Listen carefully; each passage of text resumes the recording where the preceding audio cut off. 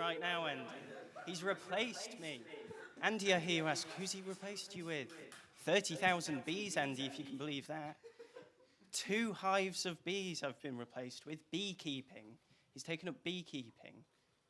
Not to sound bitter, but I think I'm worth a bit more than 2 beehives. Not to sound arrogant. Maybe volumetrically we're equal. Maybe you could fit 2 beehives into some sort of skinny skin suit thing. Maybe it would be volumetrically equal. Characteristically, I think there's levels to that.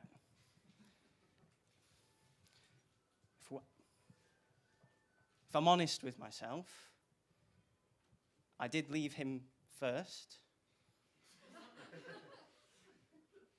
Maybe it's deserved.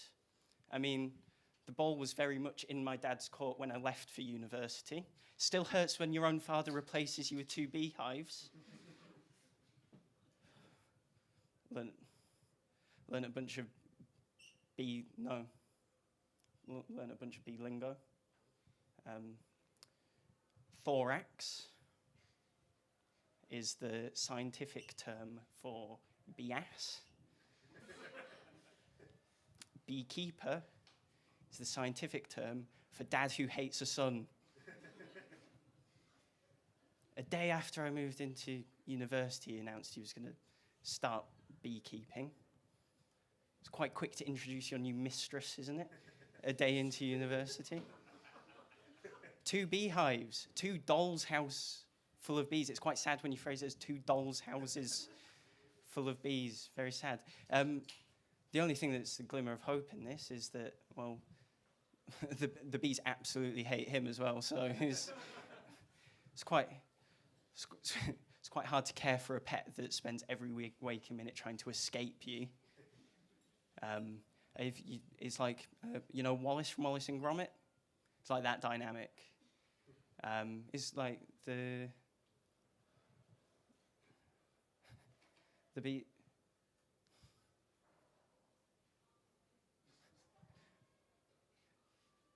The bees, I don't know, the reason the bees stay is because my dad put so much care and effort into the hives that it's unmanageable and unreasonable to expect that level of care outside in the wild. So the bees begrudgingly accept my dad's aid. Again, it's kind of like Wallace and Gromit from Wallace and Gromit situation. Anyway, I'm Fred. Should have probably led with that from the beginning rather than forcing you to listen to the bee stuff. We're here at it's great that they've positioned the sun directly behind the performer, so I don't know, do I just appear as a dark silhouette behind the blinding sun? Yeah, cinematography at its best. I mean, we've got a fun lineup of 7 great comedians, so sort of just have a nice time and laugh politely and don't be rude and go on your phone and that sort of stuff. There was literature on before us, so I thought I'd do some literature, do some poetry. I saw a woman on the train the other day, and she was licking her finger before turning every page in her book. And I don't know, this confused me, because personally, I like to cut out the middleman. It's a straight tongue to page.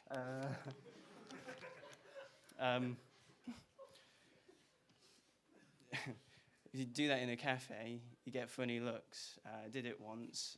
I think mainly the funny looks were because it was a laminated menu, so I was getting precious little friction from the tongue. I was just sat there, tongue in the laminated page, tongue sliding this way and that.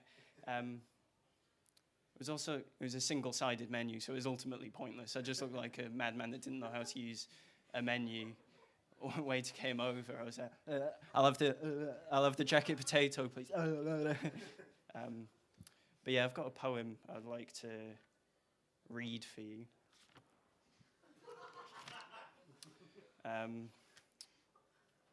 If you'll indulge me. I fucking hate bees with their twatty stingers and annoying buzz. If I had my way, I'd kill all the bees. Called dads. But yeah, we're back to the bees. because my neighbours hate the bees as well. Well, they don't hate them, they're scared of bees, which I find just intriguing, how anyone could be scared of bees, because they are bees, and correct me if I'm wrong, you are fucking massive compared to a bee. But they're scared of bees. They send my dad WhatsApp messages when a bee comes into their garden, asking him to, like, get his bees under control. You know how normal people do when they see a bee, and ultimately try and find the human responsible for that bee's movements in day-to-day. It climaxed the other week in his neighbour's wife got stung by a bee, and he got a WhatsApp saying these bees are dangerous and out of control, and they threatened legal action to my dad. Thinking, what did my dad do? Don't worry, my dad's got this under control. He calmly replied, prove that that is my bee. They then had a back and forth. They were like, well, it's a bee. You've got beehives.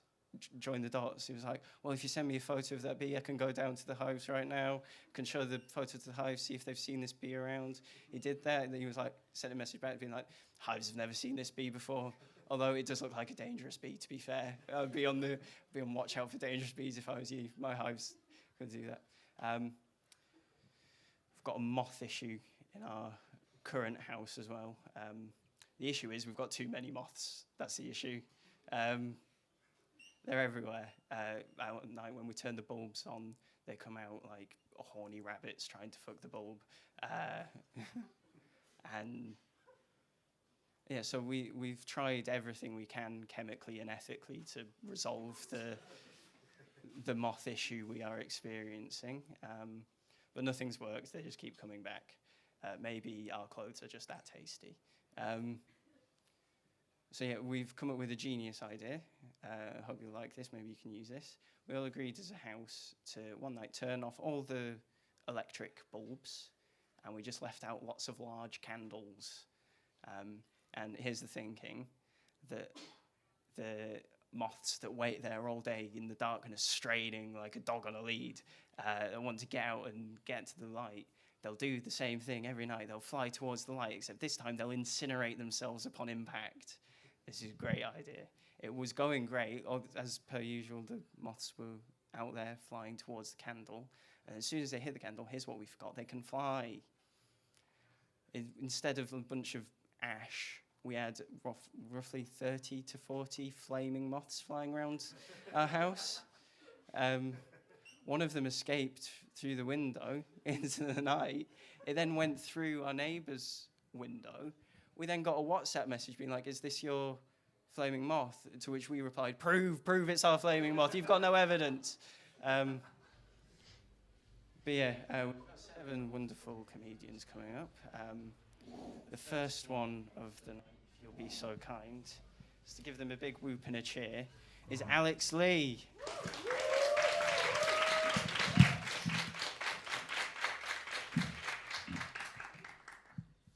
I've been thinking a lot recently about Jesus. I do like pausing there, just feeling a room go, where's he going with this? Are we getting a sermon or blasphemy? But you know that bit in the Bible where there's a wedding that runs out of wine and Jesus goes along and he turns the water into wine? Why? He's God's son on earth. He's charged with healing the human spirit, defeating the devil, delivering us all from sin, but never mind all that for the moment. Bob and Phyllis haven't got enough booze at their reception. I'd better step in. This is a job for JC. The devil can do whatever he likes today. I mean, it's an odd power to make canon, isn't it? I mean, he can make lame men walk, blind men see, and he's really good at home brew. And he never does it again, either. It's like he only had the free trial of that power. I mean, that would have been really useful later on, surely, on the cross being crucified. Well, hey, guys, you could kill me, or free wine. I'd have given it a go if I were him. Anyway, that's what I've been thinking about recently. Other things I've been thinking about include re-evaluating my childhood. Does anyone remember Night at the Museum 2? For anyone who doesn't, it's a film about a museum where wax figures come to life at night, and the human character falls in love with one of the waxworks. That relationship was never going to end well, was it? I mean, the romantic candle-lit dinner will end badly.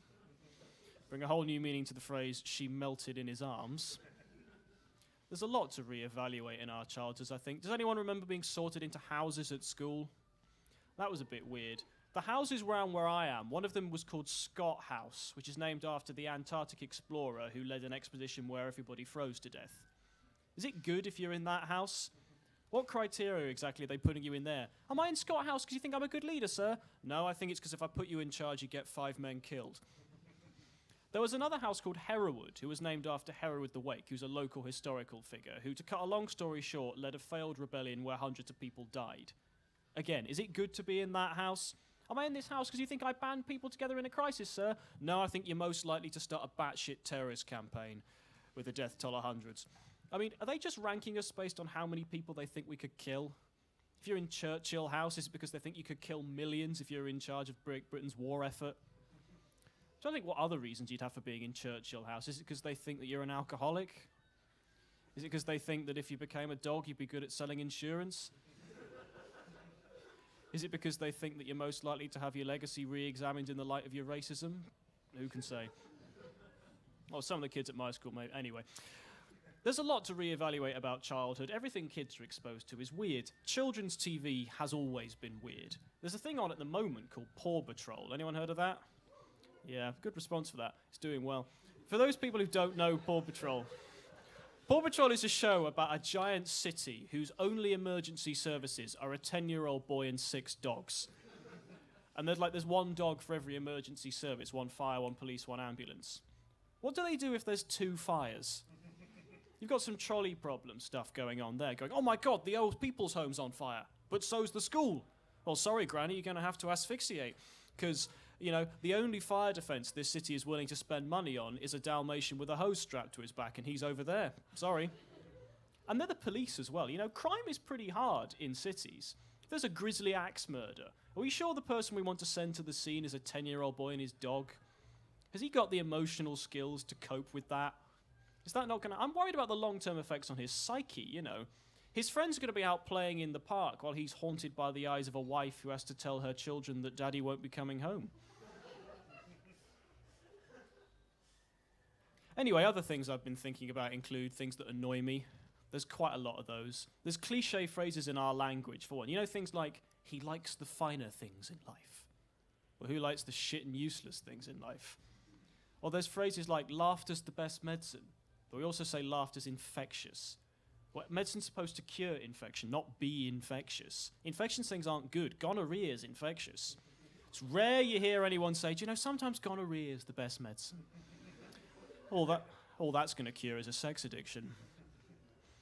There's a lot of things that annoy me. I tell you what, clickbait, that annoys me. You know the stuff online that's like, you won't believe what this actress looks like today. I'm always like, I probably will. I think she looks older. Can handle that, thank you. Or there's, you know the ones that newspapers now do on their own websites that they try and frame as stories. Things like, Twitter all saying the same thing after woman reveals controversial gardening hack. Why is that news? Someone I don't know and don't give a shit about has a new view on something I don't give a shit about. And not only this, you're trying to interest me in other people's reactions to this. So some people I don't know and don't give a shit about have an opinion I don't give a shit about on an opinion I don't give a shit about held by someone I don't give a shit about. Thanks for letting me know. But of course, now I've got angry about it. So now I have an opinion I don't give a shit about on an opinion I don't give a shit about held by someone I don't give a shit about on an opinion I don't give a shit about held by someone I don't give a shit about. And I'm now talking to a bunch of people about it who don't give a fuck. What have they made of me? I'm not checking my watch. I've got notes on my hands, by the way. In all seriousness, though, I don't have the right to criticise people for saying stupid things, because I say stupid things as well.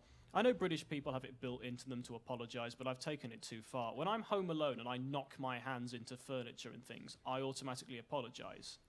To furniture. What am I expecting to happen? My bedroom door to turn around and go, nah, it's all right, mate, I was in the way. But even though I know it's stupid, I keep doing it. I think I just must subconsciously believe all furniture is sentient and is one day going to rise up and take over the world.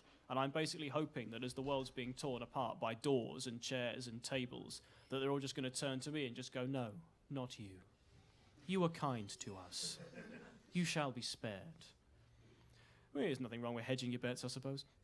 I do stupid things as well. I gave myself a black eye a couple of months ago, and I did that pretty stupidly. Problem with having a black eye is you get a macho urge to work the look a bit. You know, people go, oh, you've got a black eye. Have you been in a fight? The temptation's there to go, well, there were 17 of them, and I was all that stood between them and the orphanage. Of course, that lie works a bit better if you look like an action hero as opposed to looking like me, you know. Heinrich Himmler minus the charm.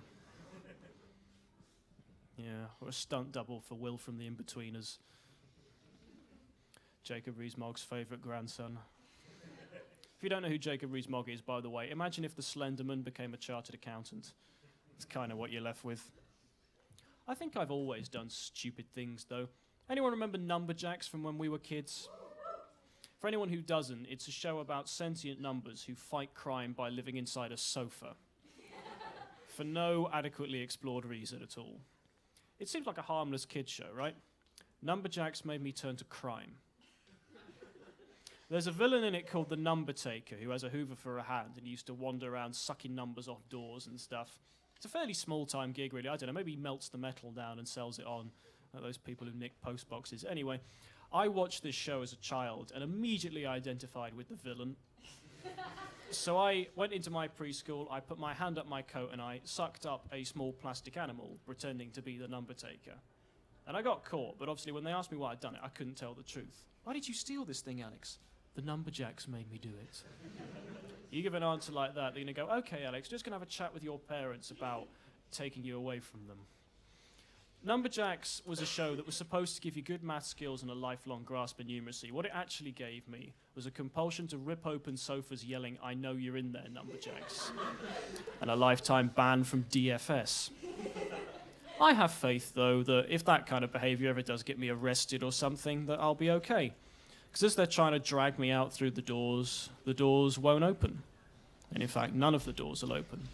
And gradually all the doors and chairs and tables will just form a protective circle around me and just say, no, you shall not take him. He is kind to us. He will be spared when the day comes. You've been a lovely audience, and be kind to your chairs. Thank you very much.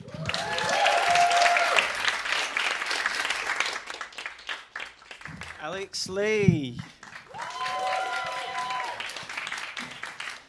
Alex Lee, A. Lee, Muhammad Ali. Oh! So we've got, I've got one of these flirtatious driving instructors. He keeps saying things to me when it's just us two alone in the car. Like, could you speed up a little bit for me? Could you move lanes a bit for me? Could you take the next left at the roundabout for me? Christ, Gary, is that the gear stick or your cock? Right, in between acts, we're gonna play a few games. If you're up for it, if you can take your mind away from was it like the folk dancing or whatever that's happening in the background, sort of silhouetting us all. We're going to do a spelling bee. We all done spelling bees before? People get up, take turn to spell words correctly. It's the height of entertainment, I promise you. Do we have any volunteers to take part in an inaugural spelling bee? Oh, in the middle, our first contender. Do we have a challenger in the audience? We could do with a challenger in the audience. Yeah. Oh, amazing. So, what's your name? Lucas. You'll be testicle, and you? Nias. You'll be bolt bag. So, the first, it's going to be best of three, or first to fuck up. Your word. Connoisseur. Fuck you. C-O-O-N-N-O-U-R.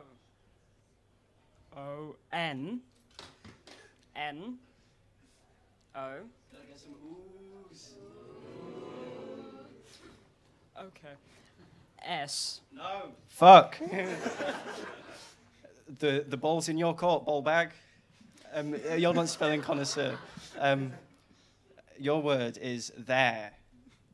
Wait, which one? T-H-E-I-R? Wrong. T-H-E-R-E. So it's 0-0. Exciting. Testicle. Your word is transience. T-R-A-N-S-C. Fucked it. No. Ball bag. Your word is bear. B-A-R-E? B-E-A-R. You're both really bad at this. Last word. Okay. Whoever gets this wins. You'll both be playing for vinaigrette. V-I-N-I-G. No. The stakes couldn't be higher, ball bag. Your word is hair. I need to focus for this. H-A-I-R. No, H-E-I-R. Please both sit down.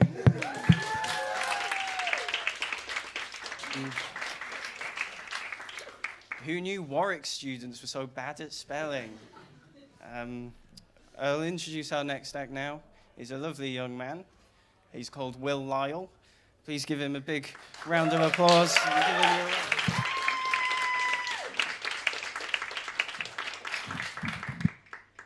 Hello. For those of you that don't know me, I have a twin brother. If you're wondering what he looks like, he sort of looks like this.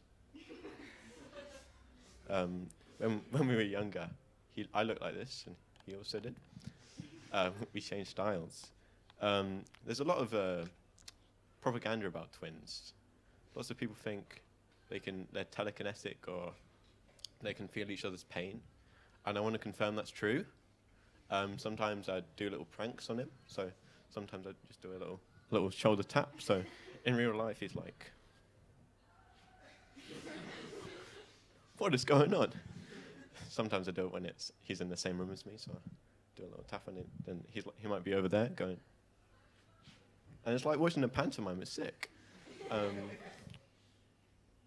When we were younger, we used to watch Chitty Chitty Bang Bang.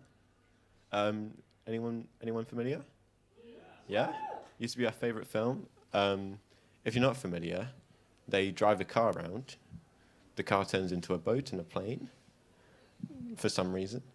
Then they find themselves in a country, and there's no children there because there's a child catcher, which it's a bit of a weird role to me, honestly. Like, I don't know, when they were casting, they were like, you know what role would fit this movie? Child catcher. Who are we going to cast for this? Maybe someone that likes kids? I don't know. I'm sorry. But me and my brother, we used to be terrified of the child catcher because we were children. And we were always wondering, how would we defend ourselves against a child catcher? So I started doing judo lessons when I was a kid. I didn't enjoy judo because every week I had to fight against a kid who did judo outside of school. So he'd be doing it for 3 years, and I'd been doing it for 2 weeks. So every week I just got destroyed again and again, and my parents had to pay for it. Just didn't make sense. There was one time I was fighting a girl, and she was much better than me at judo, and she got me down pretty quick with one of these. So I was on the ground, and instantly she declared that my breath smelled bad, which is a bit awkward when you're on the ground and you have to wait 10 seconds or tap out. However, I was quite a competitive child, and she just revealed her biggest weakness. So I may have made the mistake of continually breathing at her in the hope that she'd get up and I'd win. She didn't move, and it was just very awkward for 10 seconds. I felt a bit self-conscious after that, so I started to try and fix my hygiene a bit, brush my teeth a bit more. I used to use an electric toothbrush, but then like started dying in my mouth, and that made me think of morality, and I'm a philosophy student. So then I switched back to a manual toothbrush, and then I was like, this toothbrush is dead the whole time. Is that any better? I don't know. So now I don't know what to do. I just put toothpaste on my finger and give that a whirl.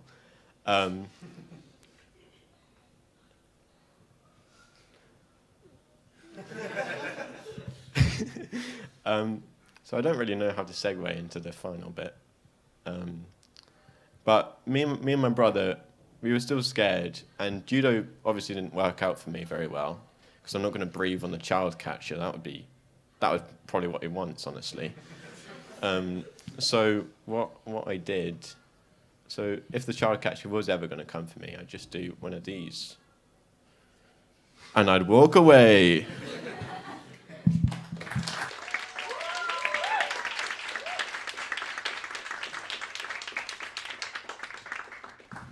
Will Lyle, everybody! He barely ever tells the truth. It's Will Lyle. Hey. What's the best weapon in a food fight? Brick.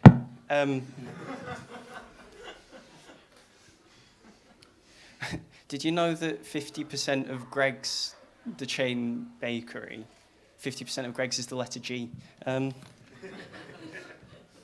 We're going to have another little audience competition now for anyone who wants to get involved. I'm going to need 2 more volunteers from the audience, please. Do you want to know what you're doing first, or is prize? I'm going to need a hand, at least. Ah, there we go. Right at the back. And Alex, yeah, you can come up too. Give him a hand. Oh, yeah. Amazing. Nice jog. So the competition this round is you're going to be taking it in turns to list biscuits. And the first person to run out of biscuits loses. Simple enough? I think so. Yeah? Know your biscuits? We'll see. We'll see. Okay, who wants to start? Custard creams. Custard creams, big play. Oreo. Bourbon. Bourbon. Chips Ahoy. Can you guys slow down so we can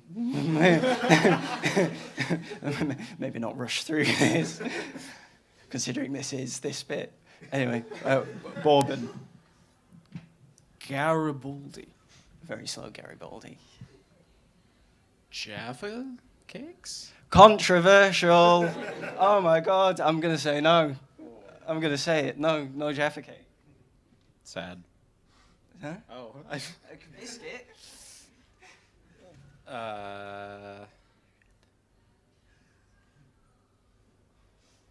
Vanilla wafers? I'm going to allow it because I imagine somewhere. Viennese wool. Straight back over the tennis fence. Oh, man. Pressure's on. Can we get some oohs? 10, 9, 8, 7, 6, 5, 4. Digestive. 3. Digestive. Chocolate digestive. Fuck. Oh. I'm not going to allow variants. We'll be here. Okay, yeah, variants, sure. Breakfast biscuits. The ones with the cranberries in them. Weetabix. Yeah. We have a winner.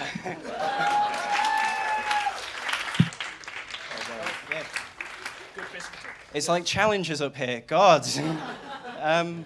Yeah, it's time to introduce. I hope you all enjoyed that, because there's a lot more where that came from. It's time for our next act. Please start clapping for Shabum.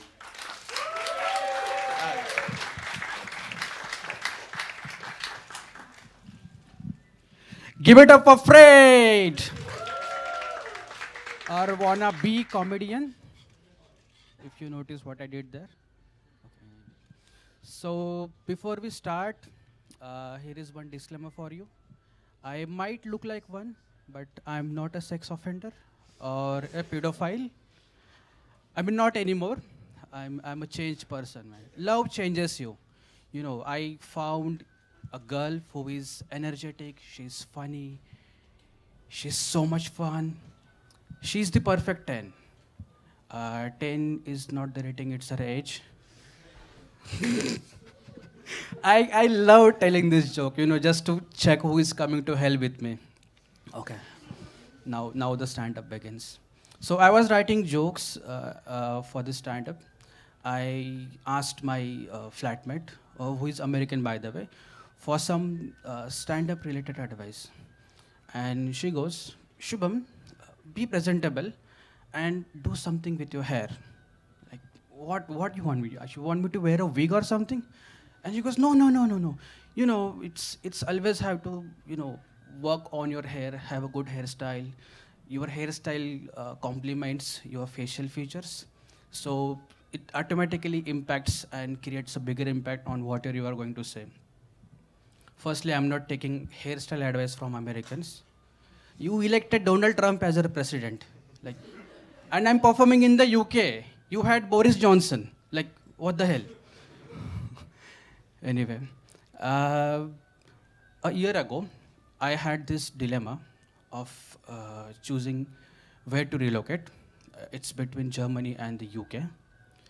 And I did so much brainstorming on which country to choose. But let me tell you, I'm genius. So what I did, I started writing down jokes about both the countries. Whichever country gives me better content, I fly. Spoiler alert, I chose UK. And again, it was kind of heartbreaking because obviously I chose UK and I had to let go of my lifelong ambition of joking on Hitler at Germany. I was so looking forward to becoming Hitler. No. Wait. I think I fucked this up. Let's unhear what you said. I was so looking forward to look like Hitler. Okay.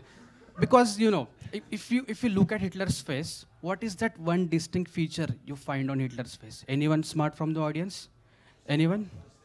Exactly. His mustache. And I was so looking forward to copy that, you know, his mustache. But obviously I can't, mainly for two reasons. One is my genes don't support that. And secondly, I'm not that much fond of killing millions of people. I can slap you for being annoying, but yeah, killing is off the tables. But here is the thing. If you look at my mustache under a magnifying glass, please don't. But if you do, like in the middle, right here, it looks like two caterpillars are trying to kiss each other. And somehow they don't kiss. Yeah. But changing countries is fun because I was prepared to be here. I prepared myself about the food, about the weather. But no one told me about this habit of UK people. Like, they start their sentence with, no offense, bless a little cotton sock, and drop the nastiest comment ever. Last month I was standing at the bus stop and there was this lady, and out of nowhere, she stood right in front of me and goes, I don't mean to be rude or anything, but can you please stop staring at my boobs? Like, what the hell? Apparently I was staring at her boobs for more than a minute. So 59 seconds is the limit. Yeah. I have also developed some new hobbies here in the UK. My favorite hobby is bluff about your ethnicity. I love doing that. It's my favorite hobby. I told my Turkish flatmate that I'm a Scandinavian. She believed that. My Chinese flatmate thinks I'm from Russia. Because I told him my Russian parents adopted me since they lost their first baby in a snowstorm at Berlin. And I've sold this story to 8 people so far. And everyone believed that, except they had one doubt.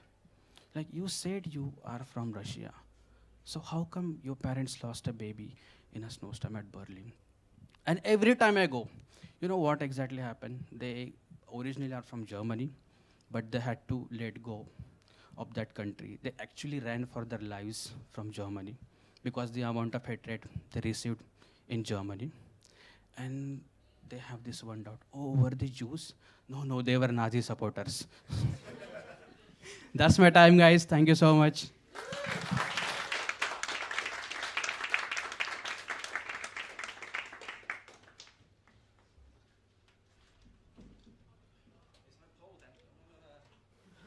It's like pole dancing, but the pole dances. Oh, thank you, Shabam. That was great.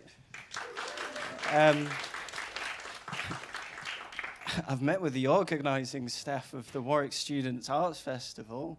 They're extremely gassy. I think they should rename it the Warwick Student Farts Festival. Am I right? You know. Yeah, okay, back to the fun and games in between acts. We've got another little fun audience game for you, if you'll indulge me for the third time. We're going to need 2 more members of the audience to flex their academic prowess on stage. Any takers? Yeah, and John at the back.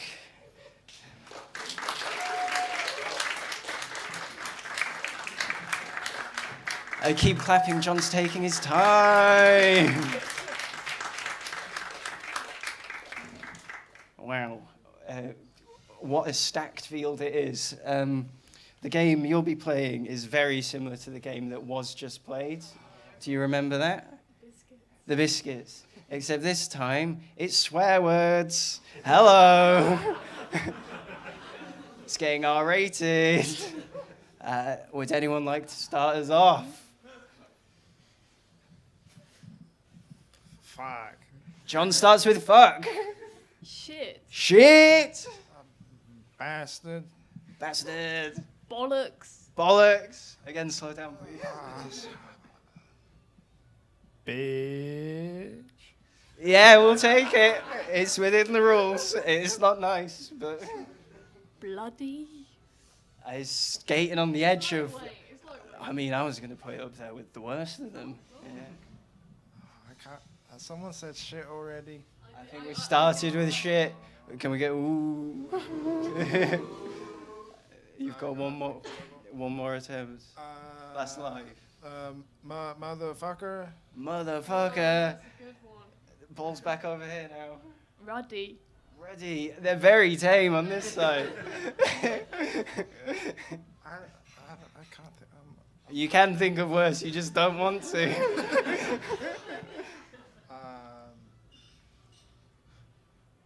Come here. Asshole. Asshole! Cunt. Who was going to say it first? We got there. Hello. I don't like this game. Do you know, John? You prefer biscuits? Yeah, I prefer biscuits. Too bad. You're in the shit round. Ooh. 10, 9, 8, 7. No. Crap. No. Crap. Crap. Okay, we're back over here. Bugger. Bugger. Oh, we're straight back to John. Shit, that's already been had. No. I definitely hope this is being recorded on YouTube with 2 different camera angles.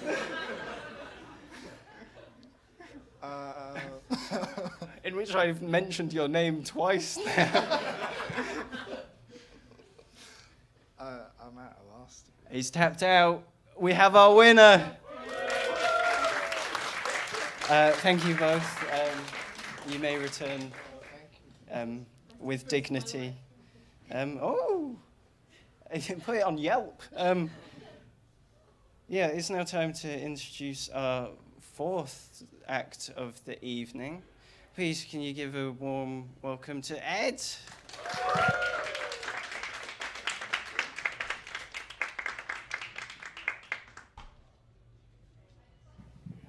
Hello. So I think we should break the ice here, get some connection going between the 2 of us. So one of the first things you should know about me, I'm a very big horror film fan. You know, I got into them very young. I watched Jaws for the first time when I was 11 years old. For those of you who don't know, it's a film about a great big shark goes along eating up people. So you'd think I would develop a fear of sharks watching this. Weird thing was I didn't. I was afraid of orcas for most of my childhood. I know. And this made it very awkward for me whenever my parents would try to take me out somewhere that involved swimming. Ed, we'd like to go to the beach. We'd like to go to the swimming pool, Ed. Are you mad? There could be an orca, a 4,000-kilogram beast just hiding in that 20-meter swimming pool concealed behind a floating device somewhere. But I've always wondered in the scary films, what do the bad guys do after it's over, like the murderers? Would you see Michael Myers just go out fishing one day?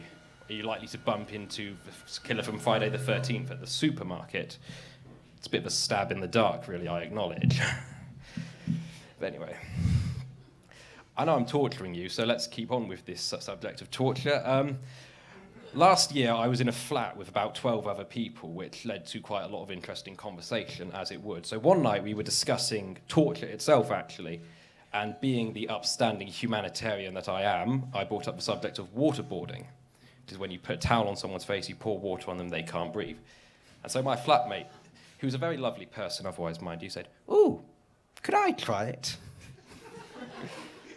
I wasn't quite sure how to respond to this, but I heard she ended up actually doing this and filming it. And when I say I heard, I mean I was the cameraman. Just trying to expand the CV, you know, get some skills in the arts going, you know, camera work, a year's worth of nightmares, that sort of thing. But I really think I've sort of dragged this into a very dark place. I don't think a lot of people like that. So I think I'll just bring up a topic that's come into my life quite by force, really, recently, that I think we can all just talk civilly about. I'm, of course, talking about religion. And it's come into my life by force because in the last month, I've been approached no less than 7 times by various street preachers. And the weird thing is, all of them have opened with the exact same question that makes no sense to me whatsoever. Have you ever heard of Jesus? What are you expecting me to say here? Jesus, Jesus. Porn star? But it's just bizarre. They talk about him like he's some sort of shadowy, unknown figure in the underground scene, as opposed to, you know, one of the most well-known human beings to ever live. So you mean churches are a place to worship Jesus? Oh, wow, I just went in, saw all the benches, and I just assumed it was a really crap one-note furniture shop. Yeah. My dad doesn't have much patience for that sort of thing. He doesn't have patience for a lot of things, really, now that I think of it. One thing he hates more than anything, though, is bad driving. And by his metric, anything less than perfect is bad driving. I learned most swear words just by being in the same car as him and him being mildly inconvenienced. I think the worst of it was one time when I was about 8 years old. I was in the front seat. My little sister, who was about 3 at the time, was strapped in the back seat in a little kid's chair. And someone came close to hitting us as we parked. My dad leaned out the window, yelled as loud as I've ever heard him, "Toffee nose!"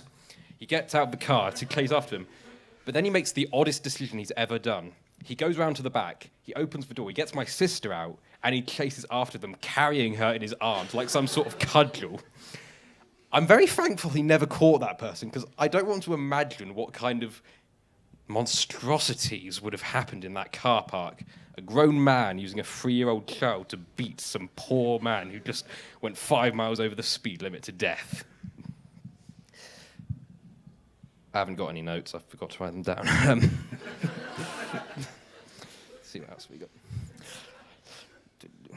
I think one of the things that has influenced me most, besides horror films, obviously, has just been my mother in general. She's a very nice woman, but I think she really does have high expectations of me sometimes.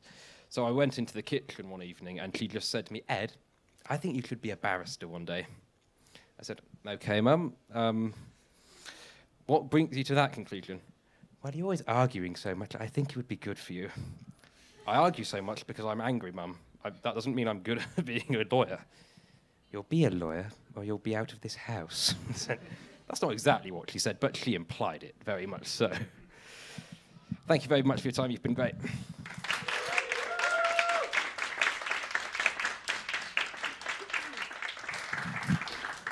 Thank you, Ed. I have been informed that because Curiosity are here, they want us to buy drinks from them.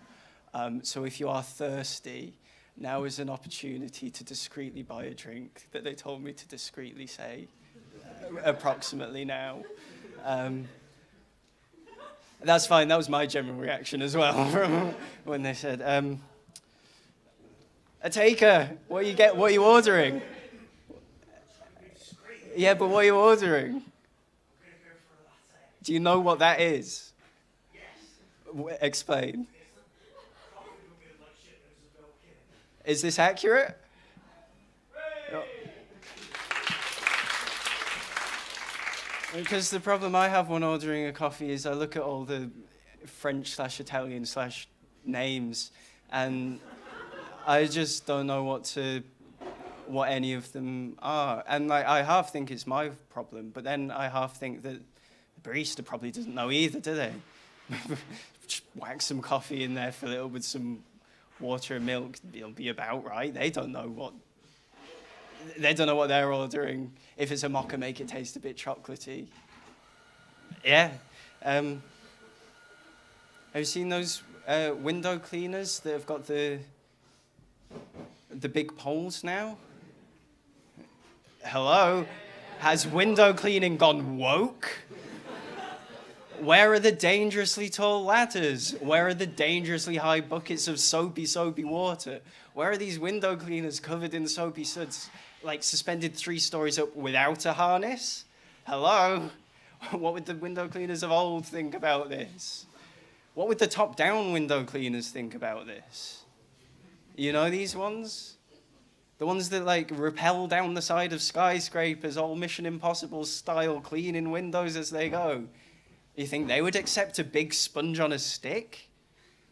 You're telling me you get the same quality of window clean from a sponge on a stick compared to a guy rappelling down the side of a...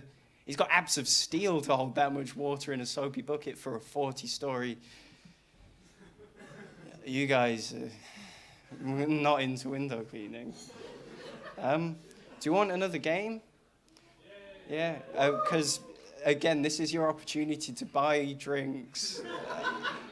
So we've got another game. I'm going to need 2 volunteers again. Oh, yeah, straight up. Representing the staff of this whole ordeal. He means business. What's your name, sorry? Emrys. Do we have a challenge? Challenger? Yeah. Another hand straight up.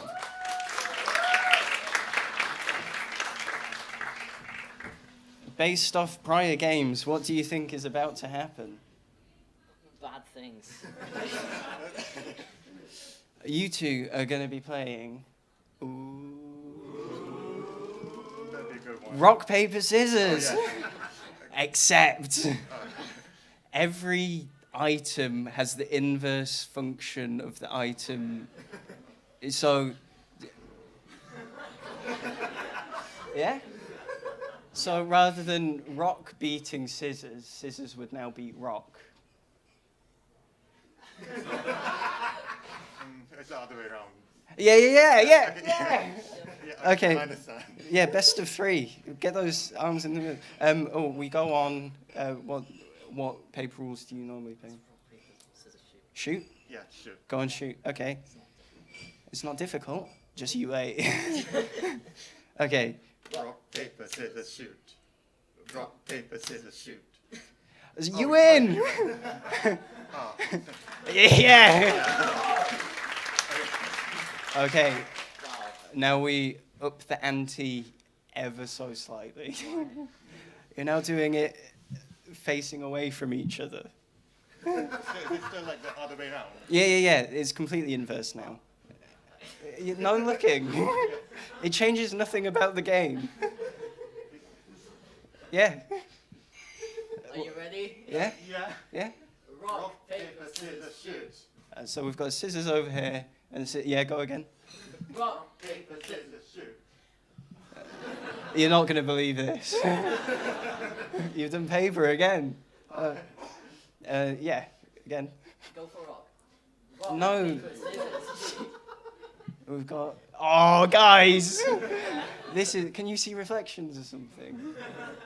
Is this how you've done scissors both again? Okay. Who thought this would be the longest part of the? Okay. 4th time's the charm. Whenever you're ready. Rock, paper, scissors, shoot. Fucking hell! Okay. Do you know your birth mothers? Is it possible you were separated at birth? Okay, and again, 5th? Who's counting? 5th time. 5th time. Rock, paper, scissors, shoot. Oh, wait, so you've done rock and you've done scissors. So, okay, it's 2-1. No, it's 1-1 all. That was the 2nd round.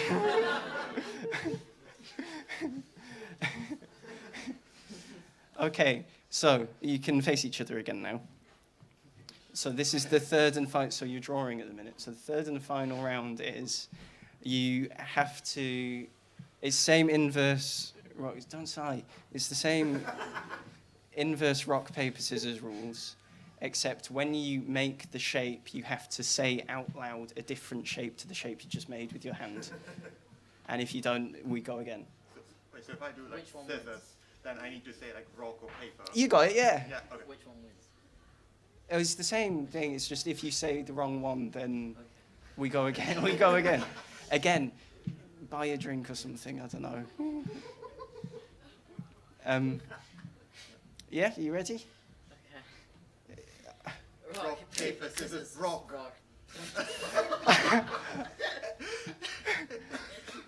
Okay. Again, yeah. Rock, paper, scissors, rock. Fuck. Okay. We're going again, yeah. Rock, paper, scissors, rock. Paper. It's still correct. You look like you're having a great time. You look like you would rather be literally. Right there. He's slowly becoming a liquidy. Does this count as performance enhancing? What are the rules on this? This is unprecedented. Rock, paper, scissors, rock. I cannot emphasize how unscripted this bit is. Why am I here? You volunteered. You put your hands up after seeing the past 3 times this had happened. Okay. Come on, guys. Rock, paper, scissors, rock. Paper. 5 times they've done it in a row. Let's make it 6. Okay. Rock, paper, scissors, paper. Oh, wait, so something's happened. You said paper, but it's paper. But rock beats paper, so you've won. Congratulations! You may sit down. Yeah, you enjoy it, yeah? This is prime time.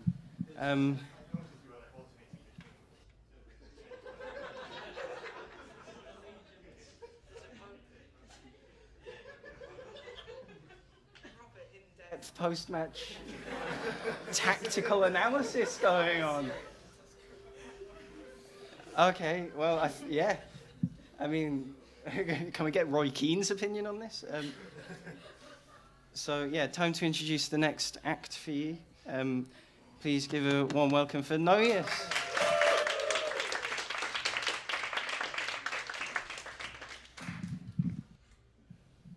Hey guys, I'm Noyes. I do maths.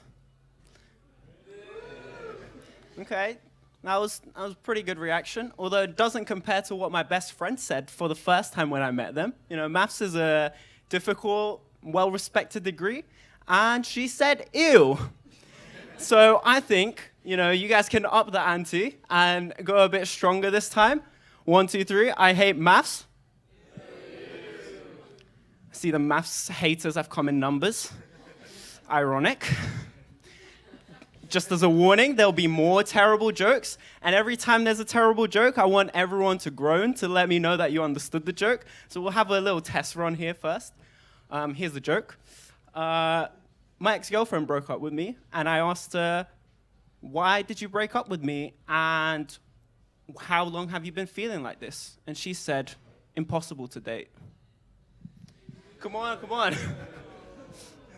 All right, since you guys have been such a good audience, I won't talk any more about maths, and we'll move right on to sports. And I'll talk about one of the weirdest sports there is, basketball. And I know what you guys are thinking. Isn't basketball played by big burly men? And what is this little twink on stage doing with his little delicate hands? I hear all your thoughts, you know? But I'll tell you what, it makes it even funnier for me. It makes it weird for me because, as I said, they're all this much taller, this much bulkier, and full of deep-rooted homophobia. And that's exactly why they slap your butt, to remind you of all three. And they have more subtle ways to assert their dominance. One thing they like to do is the screen, which basically, I'll be guarding someone who's more my height, you know, and these massive giraffes will stand menacingly behind me, like this, and the person in front of me will run full speed forwards, and I'll run full speed backwards, and I can't see anything, and I just, at full force, just bump into the sweaty brick wall. As you can tell, I'm not great at, I sucked at basketball. I had a lot of confidence, and I think this all started because of propaganda at school. And it depends where you went to. At my school, we called it WW and EBI, and one of them sounds like a website domain, and the other like an incurable disease that ends in mumps and death. And that's roughly the gist of it. WW is what went well, and EBI is even better if. Just standard review stuff you get at school and any piece of work you get. So, for example, what's your name? Raj over here. He laughed a lot at my twink joke. I appreciate that. But an EBI is you laughed a bit too hard. So, you know, think about how that makes me feel. You know, and the problem here lies with the what went well, because it gives you too much confidence. Like, sorry, what's your name? Will. Great set, by the way.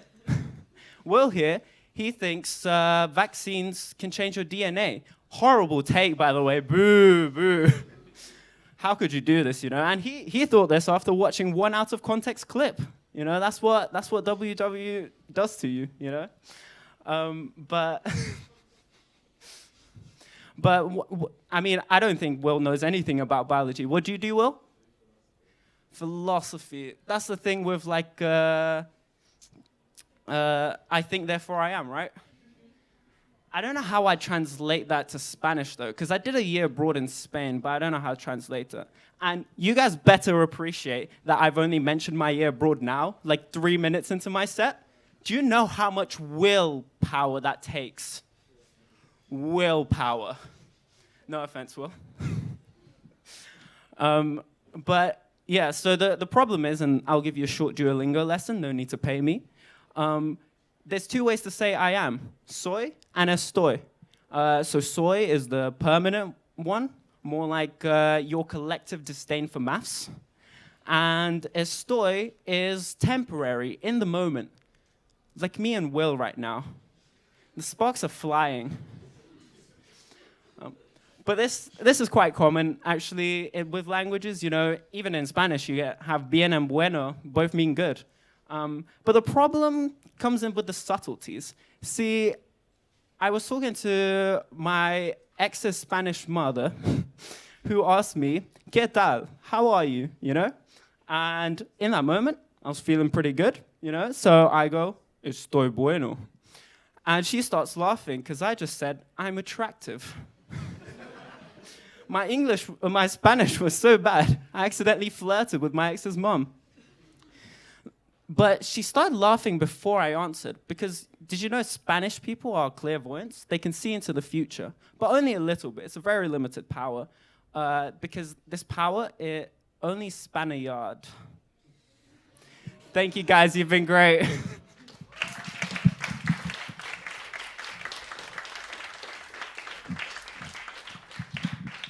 Wow, Noyes was great. Another round of applause. Wow. This is the final intermediate games competition. And there's a prize at stake. a whole tube of Rolos. I would like to invite everyone that has won a game so far up to the stage, please. You've got no choice.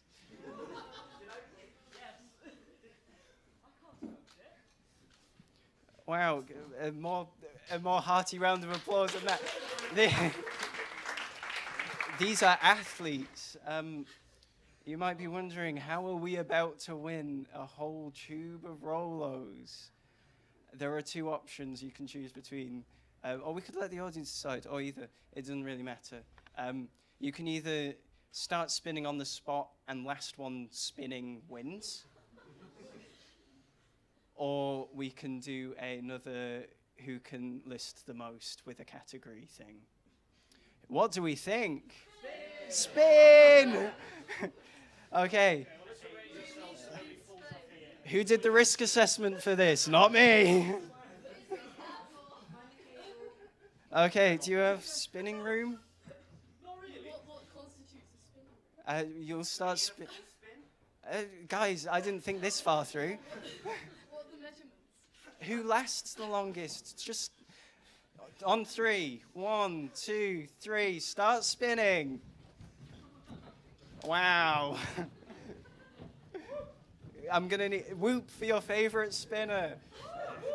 Woo! We've got rock, paper, scissors. We've got swear words. Remember, she said cunt. We've got Alex, who could list more digestives. And Noyes, who... oh, in fact, you both lost, didn't you?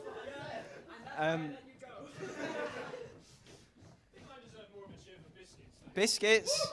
Woo. Okay, we're going to have to have... we've had our first contender bow out. Please take your seat again. Oh, wow. Are you guys really like Rolos? The spinners are getting dangerously...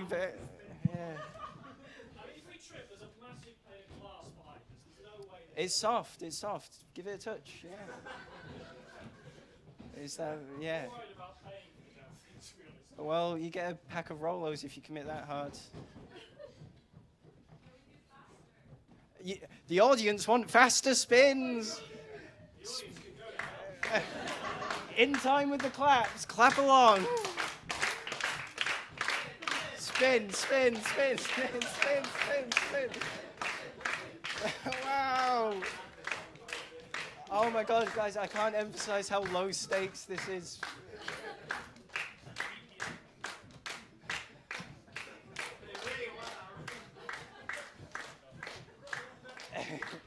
I hope you've got your post-match tactical analysis down. Change direction. Go, go, go. Any more audience suggestions? Push. No, we can't. That's... Huh? Put your hands in the air and spin. Huh? You've now got to cheer for yourselves.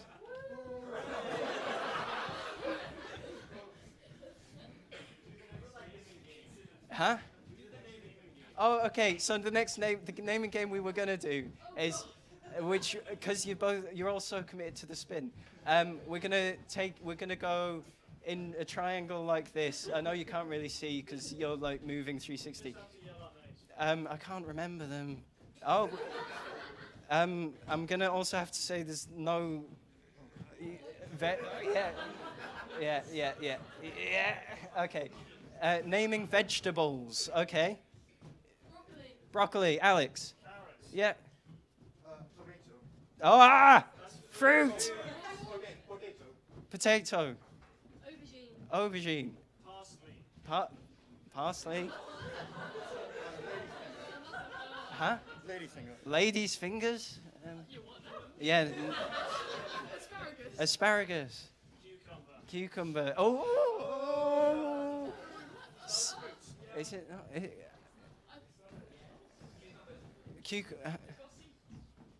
Can someone give this a Google? We'll come back to it. Avocado. Again? Fucking hell, guys. Okay, yeah. Sorry. Okay. You're the one spinning on the stage right now. We've had carrots. Fucking hell. Jesus Christ. Fungus. Christ. Okay, you've been eliminated. You've said 2 in. Okay. Alex, yeah, go. Come on. Sweet potato.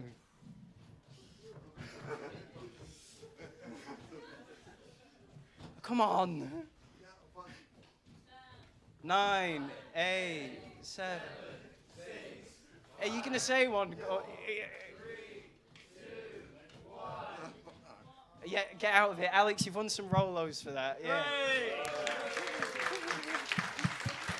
Okay. Are you okay? Okay. If you need a drink, you know where you can get one. It's now time to introduce our final act of this evening. I hope you've all had at least an okay time. Now introduce Andy Lloyd.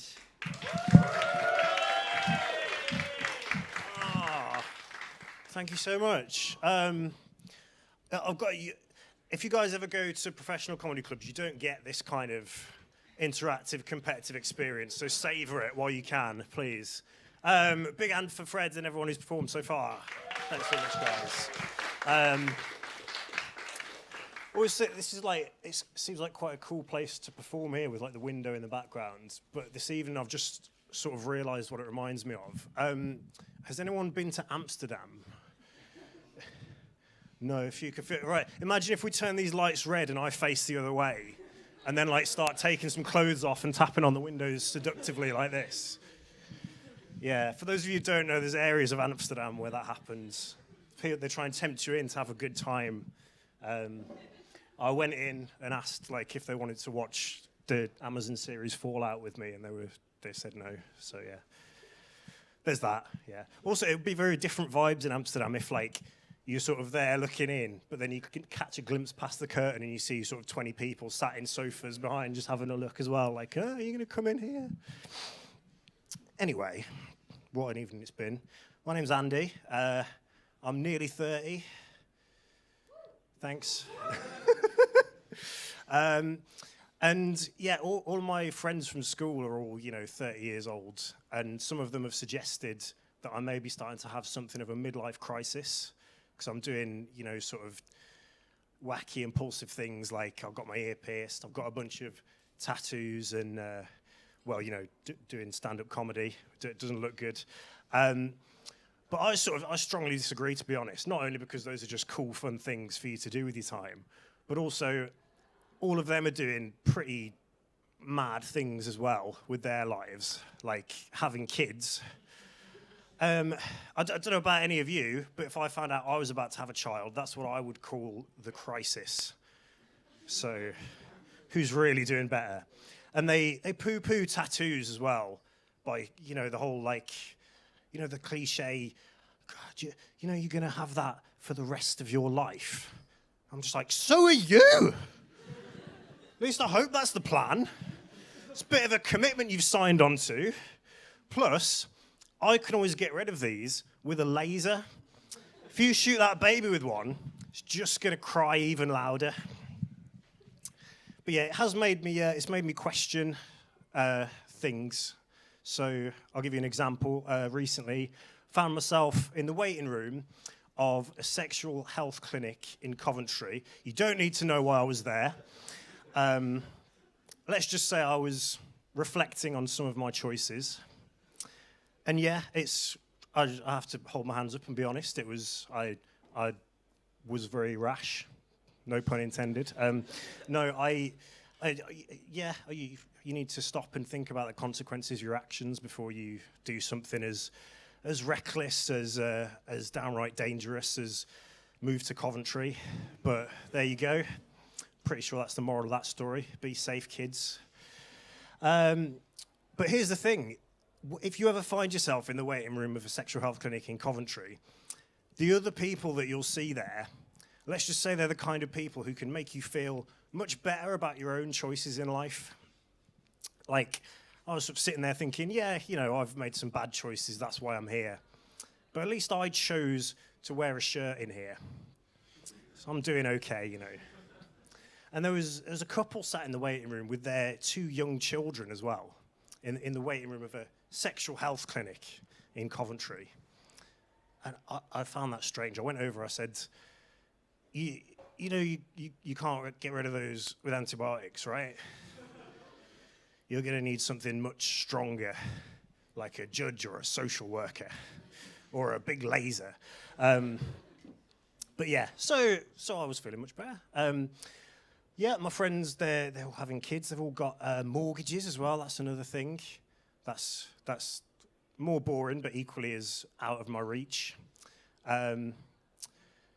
Yeah, the thing that happened with my kind of generation, it's very hard for us to get mortgages. And the reason for that is that our parents were the first ones that got told, no more smacking your kids.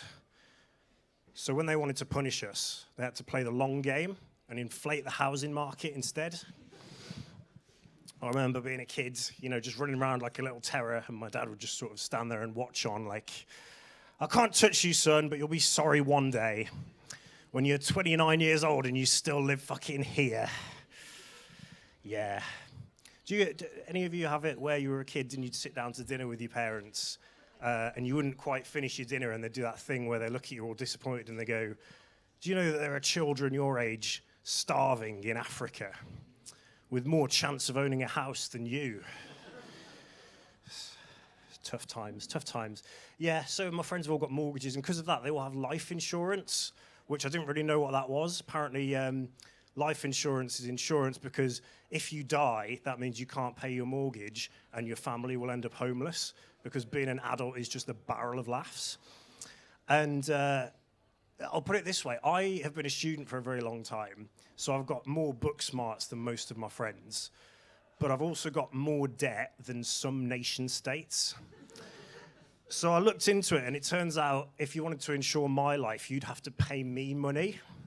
Sort of a deal where it's set up like, here, have some money, but in exchange, please try not to die until the student's loans company is at least broken even. I'm doing my best anyway, you know, still here. And yeah, I don't envy you young people. I had big dreams when I was your age, and in conclusion, here we are. But yeah, it's I was born in the time where, you know, the whole environment thing, we learned about the environment in school, but then like they showed us a picture of some solar panels and really heavily implied that it was all in hand. And it's like, yeah, cool, great, it's all handled. And then one day we woke up and they were all like, oh no, it's not handled. Whereas you guys were born into school and they were like, yeah, so today, kids, we're going to be learning about how everything's fucked. So you've been raised with it and it's fine. And I commend you for keeping on going. But yeah, it's really tough. Like, you know, one day they woke us up. They said, oh God, there's a climate crisis. And we were like, oh, what the climate's like? It's gone out and got a couple of tattoos. It's trying stand-up comedy, is it? So I'm sure it's just trying to be cool. It's a phase. It'll get over it. And they come out like, no, this is an actual crisis. The climate is divorcing your mother and absconding to the Costa del Sol. It's not going to be at graduation, and people are going to notice. And if you're sat there thinking, like, that's a weirdly specific, clunky metaphor, yeah, you're right. The climate, yeah. The ice cap is my father in that metaphor because it was always cold, but now it's gone. I'm getting off topic. What am I trying? The point I'm trying to make is, come back, Dad. Wait, no. So we need to save the planet because we tried. We didn't stop the ice caps from melting, but we stopped doing the plastic straws. Do you guys remember plastic straws? I have such childhood nostalgia of plastic straws. It was a fun time. I don't remember the Numberjacks. That's how old I am. But yeah, I know, gutted. But yeah, they got rid of the plastic straws. McDonald's were like one of the first ones, and they were really big about it. But but I don't agree. I think we need more plastic in the ocean. I realise that's a hard sell, so bear with me. Imagine the ice caps are melting, the penguins are losing their home. If there's lots of plastic in the ocean, they can build rafts and they'll be safe. So that's why when I go to McDonald's, I put the whole plastic tray in the bin, because that's a ready-made penguin raft. Yeah, come home, Dad. Mom's already having a hard enough time, you know, after she got stung by the neighbour's bee. No, there was a whole big thing about it. I'll tell you later. Anyway, you guys have been great. I hope you've enjoyed yourselves. I've been Andy Lloyd. Thank you very much.